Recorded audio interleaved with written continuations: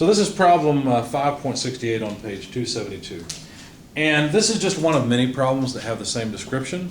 For the beam and loading shown, determine A, the magnitude and location of the resultant of the distributed load, and B, the reactions that the beam supports. So let me sketch the system. It's a so-called cantilevered beam. In other words, it's just mounted at a wall, and no rotation is allowed at the wall. The beam can deflect, but of course we don't talk about deflection in statics. There's a distributed load that is uniform for the first bit and then increasing towards the back side of the beam. This side of the beam has a load of 90 pounds per inch. The left side of the beam has a load of 40 pounds per inch. The length of the beam, well, there's 4 inches of uniform load and then 6 inches of increasing load. Okay. So they want two things: magnitude and location of the resultant and reactions. All right. Now we've been talking about locating centroids quite a bit of bodies, and this doesn't really look like a body. It looks like, well, it's just a bunch of loading. But let me show you how to think about this. Think about this as if these were all areas. Okay. If this is just a rectangle, where's the centroid of that rectangle? In the center. Right. Well, then what that means is that the resultant load, which is just all this load added together into one force, will act at the center. It'll act through the centroid of the area. So we'd like to know how much load this represents, and this should make some sense. If you got 40 pounds for each inch, there's 40 pounds plus 40 pounds plus 40 pounds plus 40 pounds. This is 160 pounds of load. How did I get that? Well, I just multiplied, if I can write a pound force, there we go. I just multiplied 4 inches by 40 pounds per inch, and that makes sense because inches over inches cancel, and you get 160 pounds of load. Now that resultant, in other words, the same effect, a force with the same effect as that same distributed load, has magnitude 160 pounds. The reason I have to put it in the center is because that's the center of this loading. That's where the resultant would have to act to not only have the same magnitude, but to have the same effect on the beam overall. As a matter of fact, the moment of this load, this resultant, will be the same as the moment of the distributed load. In other words, the resultant load acts through the centroid of the area.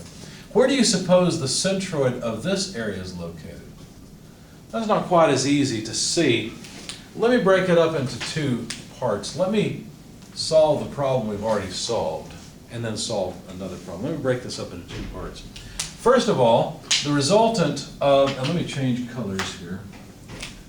The resultant of this rectangular area is exactly, well, almost. It's very similar to the resultant here. We just have 2 more inches worth. Right? So how many pounds is this blue area? 6 inches times 40 is how much? 240. 240, okay.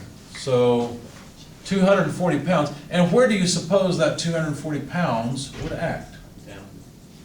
Well, sure, it acts down, but where?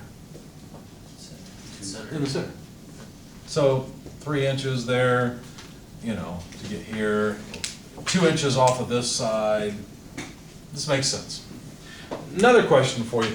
There's still some load left over. You see that rectangular area? Pardon me, not rectangular, that triangular area? Could we figure out the resultant? Sure, it's just the area of the triangle. Pretty simple.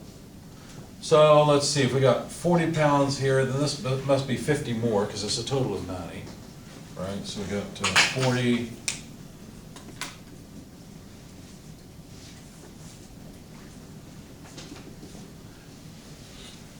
And then this must be 50 pounds per inch for a total of 90 pounds per inch, like they told us. But how much load is this? How much resultant load would there be? Well, let's see. We just need the area of a triangle. So 50 times 6 is what? 300 divided by 2 is 150? Yeah. So 150 pounds. Where would that 150 pounds act? 1/3 off the largest side, so 1/3 off the right side. How do you know that? because the resultant of the load acts through the center of that area. So yeah, so it's 1/3 off this side. So that's what did we say, 150 pounds? 1/3 off the length, well, 1/3 of 6 is just 2 inches. Right? So there are 3 resultants there. But they didn't want 3 separate resultants. They wanted the resultant, the singular resultant, of all these. How would we find that? Just add them all up. We could add them all up, and that would give us the total resultant, but then we gotta figure out where it acts. Okay? So let's start by adding them all up. 160 plus 240 is 400, plus 150 is what, 550? Am I thinking right? 570. 570. How did I mess up? 160 plus 260? No. 240. 240. It should be That's 540. where. 240 and 160 is 400, 550. so It is 550. You're right. Okay, all right. It's good to check my math, because I do make mistakes. It should make some sense that it's got to be, over here-ish somewhere, right? And, because that's just a balance point. So if we change this beam and stop looking at distributed loads, let's just draw it one more time. Now what we have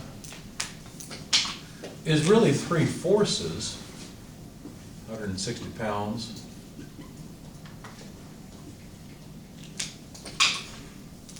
£240,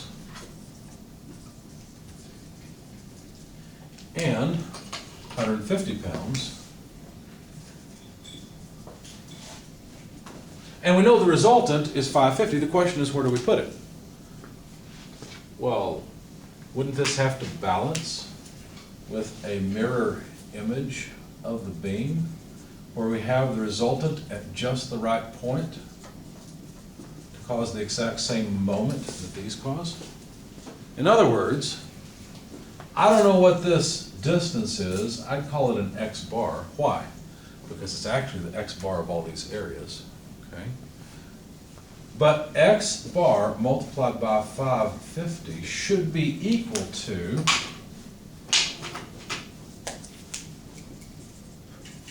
$150 times, let me call that x1,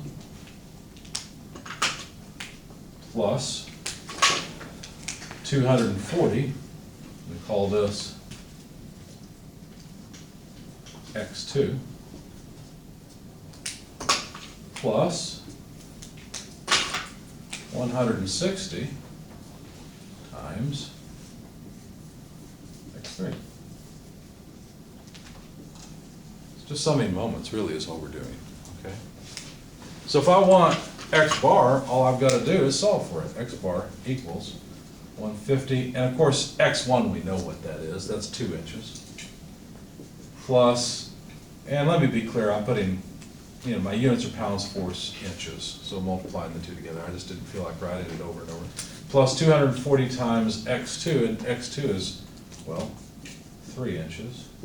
Plus 160 times, I said I wasn't going to write the units, and then I wrote them out of habit.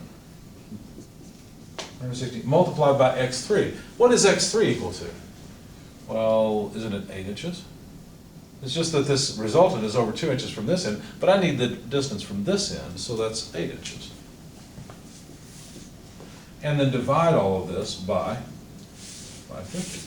So plug that into your calculators, please, and that'll tell us the location of the resultant of all these distributed loads together. I'm going to take a guess and say it comes out somewhere over here. That's my guess, I'm not sure.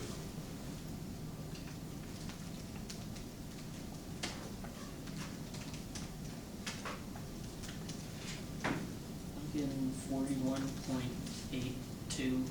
I don't think that's possible, because this is only a 10-inch beam. 4.1. 4.1? 4.2 technically. 4.1818181. I got 4.18. 1.8 repeating. Yeah. There we go. I think you just had a factor Yeah, in there I somewhere. messed up that. No big deal. Probably top 55 instead of 550. So 4.18 inches or so. Yeah, it did end up coming out over here. It was just a guess on my part. I got lucky, honestly. So that's the location of the resultant and the magnitude. Is that all they wanted? Let's find out. Magnitude and location result, no, they also wanted the reactions at the beam support. You could calculate the reactions at the beam support using the distributed loads, or using the three resultants, or using the single resultant. I want to prove that to you. I want to go through and calculate the reactions at the wall based on, first of all, the single load. We have determined there is a 550 pound effectively load at 4.18 repeating inches. Now, what that means is there must be a support back at the wall pushing up with how much force? How hard does the wall have to push up? Same. 550 pounds. But you know, if there's a beam with a force here and a force here doing that, it's going to rotate. So there must also be a moment preventing that, right? So there must be a moment, and I'm trying to draw it, I guess I'll try to draw it here because I don't want to confuse you. Also a moment doing this, right? Pushing, turning that pin up this way, right? To keep this load from turning it down. And the magnet, go ahead. The moment was going clockwise? Yes, this moment must go clockwise, right? And the magnitude of that moment, we'll call this point A just for fun, that way we can talk about the force at A and the moment at A. The magnitude of that moment would have to be, well, 550 times 4.18, right? So 550 pounds multiplied by 4.18 repeating inches. Well, you know what that is? That's just taking this and moving it back to the other side, isn't it? Because the x bar is 4.18, 550 is that. So sure enough, the moment of each of those individual forces will be equal because that's how we calculated x bar in the first place. So take your calculators and multiply that 4.18 repeating by 550. See what you get. 2,299 even. 2,299 inch-pound force.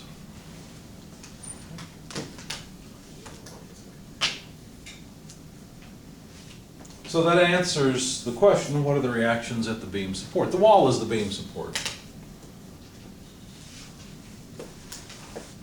Any questions about all of this? You might look at this and say, well, it's all well and good, but I'm not really convinced that the moment of this 160-pound force is equal to the moment of that distributed load, or at least where it should be located. How do I know that it ought to be there in the center? Go ahead, did you have a question? Oh. Okay. So my biggest question is, Sure. I'm having trouble understanding when with the moments or whatever, realizing whether they're clockwise or counterclockwise. Yeah. So is it safe to assume usually just, does it end up mattering if you take it positive and it turns out negative anyways? You just assumed it's the It wrong doesn't. way? I think what you might be confused about, though, is the moment of the load versus the reaction moment. Okay. In other words, the moment that this load causes is certainly a counterclockwise moment, right? This load is trying to take this beam and get it to do that, right? The only way I can prevent that is by providing a reactionary moment that The resists it. opposite way, yeah. You see? So I think that's where the distinction is confusing you. So I wasn't talking about the moment of this load, I was talking about the reaction moment required to resist that load. Okay, good point. Anything else? So basically what we need to do is look back in this chapter and see what other equations they've got for us. Let's see. Go back to page 262 and look at equation 512, 5.12.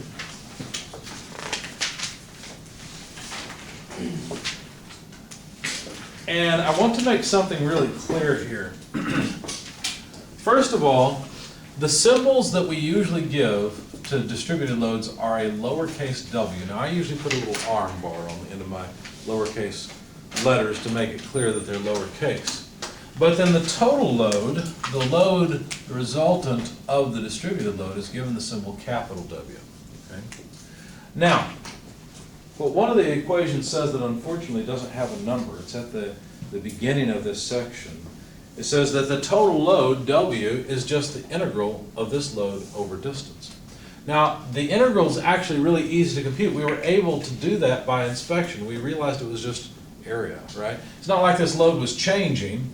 It's like saying, if I'm going 40 miles per hour and I drive, well, better yet, 40 miles per hour and I drive for 4 hours, how far have I gone? 160 miles, right? It's the same thing.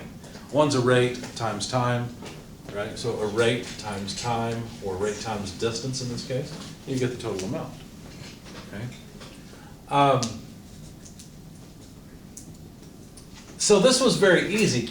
In the most general sense, where the distributed load is some complicated function, I don't know what that would look like, then you have to integrate, because there's not an easy way to evaluate the area of that, that curve, the area of that curve. So that's basically all they're saying here. However, when you want to talk about the moment of the load in order to find its centroid, that's what they get into in equation 512. Okay? And all they're saying is, if I had integrated this distributed load from here to here, or integrated the moment of that load, imagining that the load was broken up into really small infinitesimal forces, a whole bunch of them. If I take the moment of that load, I will get the same thing as if I take the moment of this resultant load, because, well, that's what we mean by a centroid, isn't it? So that's the reason that resultant load simply acts through the centroid of the area, the distributed load area. Any questions about this problem?